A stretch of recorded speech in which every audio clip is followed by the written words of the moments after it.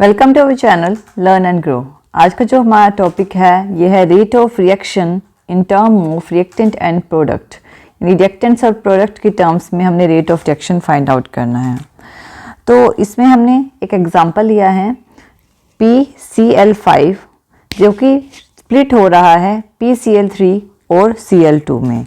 अब इस रिएक्शन में क्या हो रहा है, देखिए PCl5 जो कि 1 मोल है, 1 मोल PCl5 जो कि डिसोसिएट हो रहा है यानी कि टूट रहा है, और टूट के क्या बन रहा है, इसमें 1 मोल बन रहा है PCl3 का और 1 ही मोल बन रहा है Cl2 का।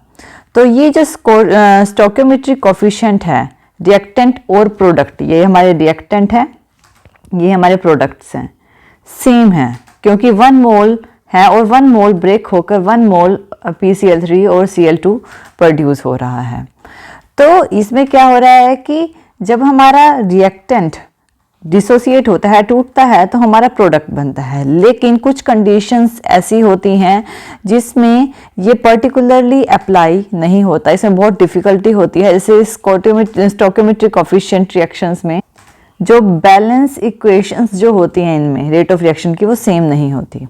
फॉर एग्जाम्पल यहाँ पे 2 मोल हैं N2O5 के, जब ये डिसोसिएट हो रहा है तो यहाँ पे 4 मोल बन रहे हैं NO2 के और 1 मोल बन रहा है O2 का।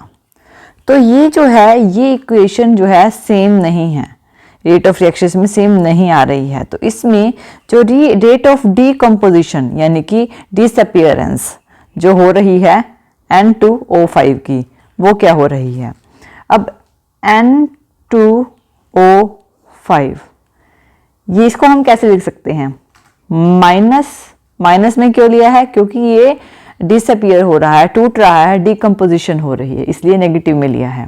क्योंकि जब रिएक्टेंट ब्रेक होगा तभी प्रोडक्ट बनेगा। तो इसको हम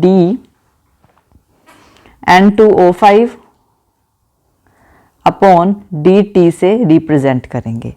अब ये तो है रेट ऑफ डीकम्पोजिशन। दूसरा है रेट ऑफ फॉर्मेशन।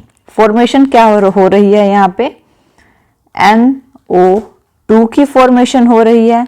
तो रेट ऑफ फॉर्मेशन इसको हम पॉजिटिव में लेंगे क्योंकि ये बन रहा है, इस वजह से पॉजिटिव में लिया है। DNO2 ये प्रोडक्ट बन रहा है अपॉन dt इसको लेंगे। और दूसरा और क्या हमारे पास यहाँ पे बना है, रेट ऑफ फॉर्मेशन O2 की हुई है, O2 की हुई है प्लस DO2 ये भी फॉर्म हुआ है, इसी वजह से प्लस में लेंगे dt। तो ये जो रेट ऑफ एक्सप्रेशन है ये सेम नहीं है, ठीक है ना। इसमें क्या हो रहा है कि 2 मोल N2O5 के डीकम्पोज हो रहे हैं, डीकम्पोज होके 4 मोल बन रहे हैं NO2 का और 1 मोल बन रहा है O2 का सेम टाइम में। तो रेट ऑफ डीकम्पोजिशन या इसमें क्या हो रही है, सेम नहीं हो रही। इसमें NO2 यानी N2 यहाँ पे जो हमारी रिएक्टेंट है N2O5, इसमें जो डीकम्पोजिशन हो रही है वो ट्वाइस फास्टर हो रही है, जिसमें हमारे पास 4 मोल जनरेट हो रहे हैं। तो ये जो है हमारी रेट ऑफ रिएक्शन होती है जो हमारे रिएक्टेंट्स और प्रोडक्ट के केस में। अब एक और एग्जांपल यहाँ पे लेते हैं। देखिए N2 1 मोल N2 और 3 मोल H2, ठीक है। ये हमारी नेक्स्ट एग्जांपल है। 1 मोल हमने लिया है N2 और 3 मोल है H2 के, जो कि आपस में मिलकर 2 मोल बना रहे हैं NH3 के। तो इसमें रेट ऑफ रिएक्शन क्या होगी, सबसे पहले N2 के लिए जो होगी -d N2 अपॉन dt ये होगी। फिर H2 के लिए ये भी रिएक्टेंट है, तो ये क्या होगी, ये भी माइनस में होगी, माइनस ये 3 मोल है तो इसको हम लिखेंगे 1 अपॉन 3, जो मोल से 1 अपॉन में लिख देते हैं।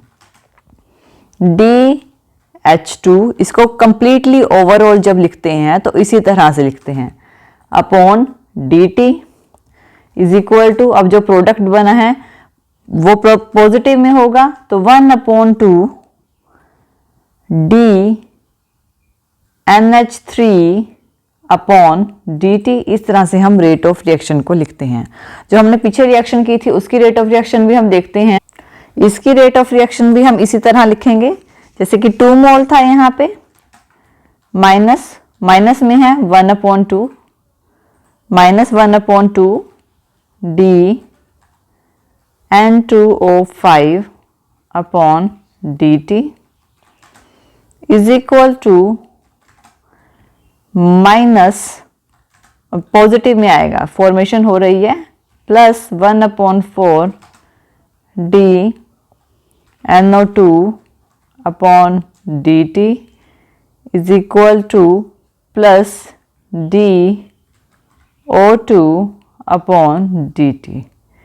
इस तरह से हम इसे रिप्रेजेंट करेंगे, जैसे कि हमने रेट ऑफ रिएक्शन अभी एक जो रिएक्शन की थी।